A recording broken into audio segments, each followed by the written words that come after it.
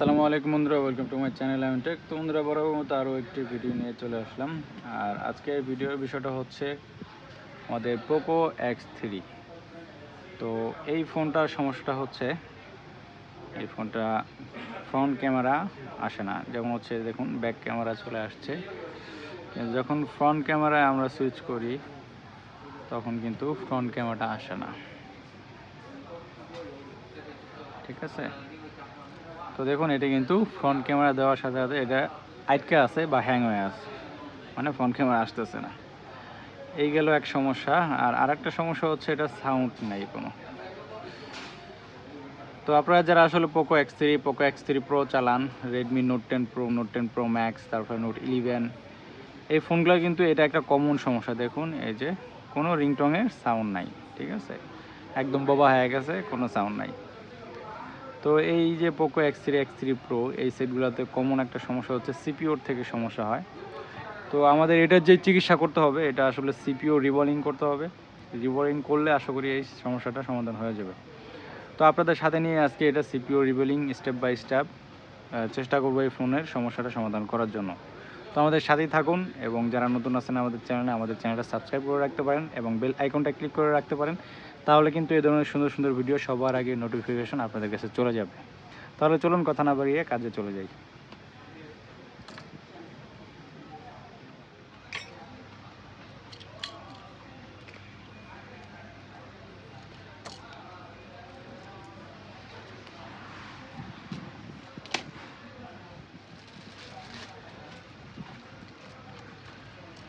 তো এই ধরনের কাজ করতে হলে অবশ্যই ক্যামেরাগুলো খুব সুন্দরভাবে যত্ন করে রেখে দিতে হবে, কারণ ক্যামেরাগুলো হচ্ছে খুব সেন্সিটিভ। যখন আপনি কাজ করবেন ক্যামেরাগুলোতে ধুলা বালু বা ময়লা লাগলে কিন্তু ঘোলা হয়ে যাবে। এর জন্য ক্যামেরাগুলো খুলে একটু যত্ন করে রেখে দিই।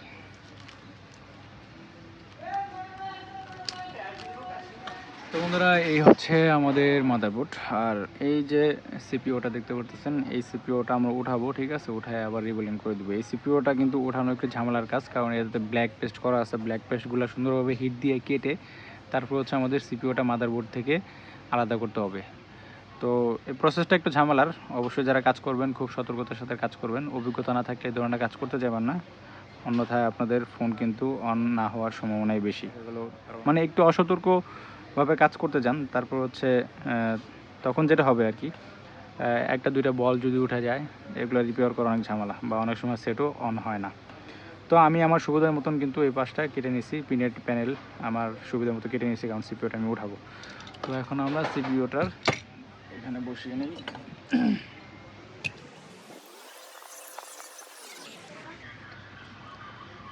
তো বসিয়ে নিলাম। এখন হচ্ছে আমরা চলে যাব মাইক্রোস্কোপে।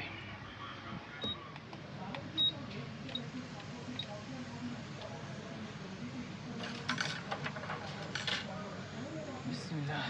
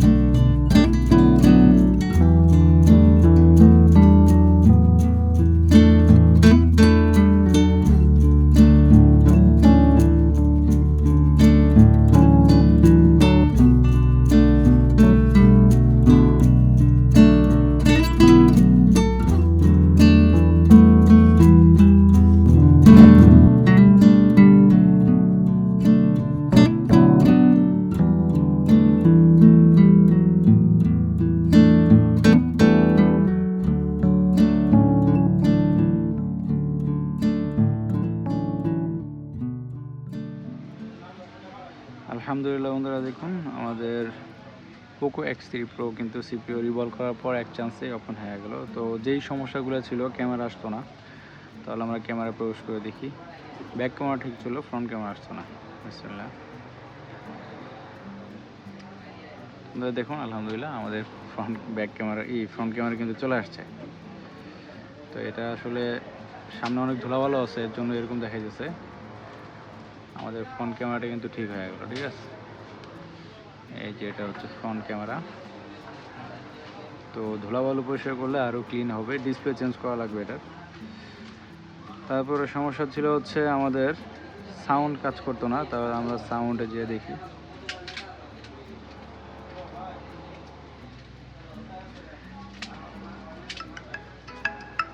হ্যাঁ আলহামদুলিল্লাহ, দেখুন সাউন্ডটাও ঠিক আছে। আসলে সাউন্ড বেশি বাজায় দেখানো যাবে না, কারণ কপিরাইটের একটা ইস্যু আছে। দেখুন সাউন্ড ঠিক আছে। তো বন্ধুরা, এই ছিল হচ্ছে আজকের ভিডিও। পোকো X3 Pro যারা হচ্ছে ব্যবহার করেন, পোকো X3 Pro, তারপর হচ্ছে নোট 10 Pro Max, নোট 11। তো এই ফোনগুলোতে ফ্রন্ট ক্যামেরা, তারপর হচ্ছে সাউন্ড, তারপর হচ্ছে হঠাৎ করে ডেড হয়ে যায়, হঠাৎ করে এমআই লেখা এসে দাঁড়িয়ে থাকে। তো এই ইস্যুগুলো সব কিন্তু সিপিইউর থেকেই তৈরি হয়, ঠিক আছে। তো সিপিইউ রিভলভ করলে কিন্তু এগুলো সমাধান হয়ে যায়, আর আমরা কিন্তু এগুলা করে থাকি।